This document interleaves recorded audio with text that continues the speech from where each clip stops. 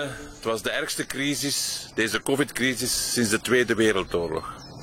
Het heeft het uiterste gevraagd van heel veel van ons. De tijdelijke werklozen, 1 miljoen extra werklozen, 3 maanden. De mensen die blijven werken zijn, in de logistiek, in de handel, in de zorg, hebben het uiterste gegeven van zichzelf. C'est une crise humaine, c'est se battre pour garder sa santé, c'est aller travailler la peur au ventre tous les jours. Et au-delà de cette crise humaine, ça va être une crise économique sans précédent. Et ce qu'on craint évidemment de manière extrêmement importante sont maintenant les conséquences en termes de désastre social. Parce que la première chose, c'était évidemment la pandémie.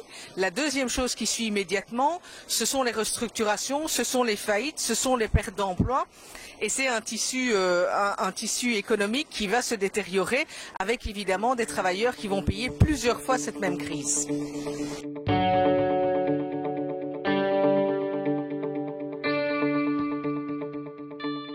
que nous voulons comme c'est le cas, c'est que les travailleurs qui ont subi cette crise sanitaire, qui ont dû aller travailler tous les jours sans avoir les moyens de protection nécessaires pour certains d'entre eux, ceux qui se sont retrouvés au chômage, qui ont perdu du pouvoir d'achat, ceux qui étaient déjà au chômage et qui n'ont plus la possibilité de trouver un emploi, on veut que ces travailleurs puissent définitivement tourner la page et repartir sur des bases meilleures. Et les bases meilleures, c'est le projet qu'on a pour l'après-Covid, où effectivement on doit changer rigoureusement et radicalement notre mode de vie et notre société.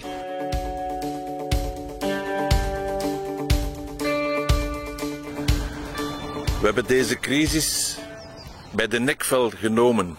En het is onze sociale zekerheid die velen recht gehouden heeft.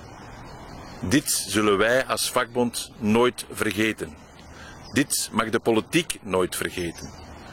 En daarom, straks met een nieuwe regering, zal ons plan, ons post-corona-plan, duidelijke richtlijnen geven hoe wij verder willen met een versterkte sociale zekerheid, een betere ondersteuning in de zorg.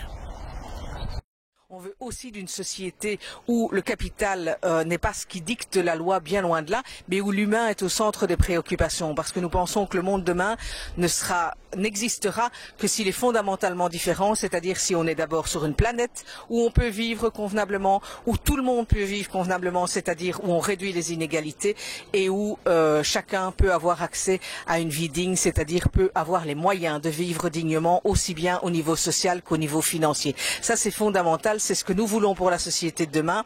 Nous avons évidemment toute une série de choses à mettre en place, comme la réduction collective du temps de travail notamment, ou d'autres choses. Nous voulons dire aux gouvernants actuels et à venir qu'ils nous trouveront sur leur route si, passé ces vacances-ci, les projets qui sont sur table ne sont pas des projets différents, fondamentalement différents de la société avant Covid.